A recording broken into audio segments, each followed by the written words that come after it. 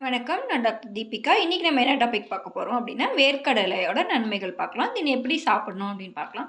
வேர்க்கடலை எப்பயுமே வந்து நல்லா வேக வச்சு சாப்பிடுறது தான் நல்லது. ஸோ வறுத்து அதோட ட்ரை பண்ணி, இல்ல ரொம்ப காஞ்சு போனது அந்த மாரி தான் எடுக்கக்கூடாது. வேர்க்கடலை சாப்பிட பச்சையாவும் சாப்பிடலாம். நல்லா வேக வச்சு சாப்பிடலாம். அப்போ வந்து அதோட மாய்ஸ்சரைசர் கன்டென்ட், நியூட்ரிஷன்ஸ் எல்லாமே வந்து நமக்கு ஈஸியா கிடைக்கும். வறுத்து ரொம்ப ட்ரை ஆனதுக்கப்புறம் சாப்பிட்றதுல வந்து, அந்த வேர்க்கடலைல உள்ள ஈரப்பதங்கள் எல்லாமே போயிடும். ஸோ, அதில வந்து ஆயில் கன்டென்ட், ஃபேட் அதிகமா இருக்கும்.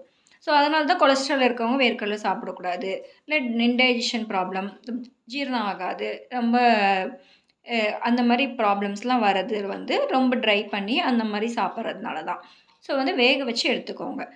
ஒரு நாளைக்கு 100 கிராம் எடுத்துக்கலாம் தாராளமா. வாரத்தில ஒரு 2 நாள், 3 நாள் கூட வேர்க்கடலை எடுத்துக்கலாம்.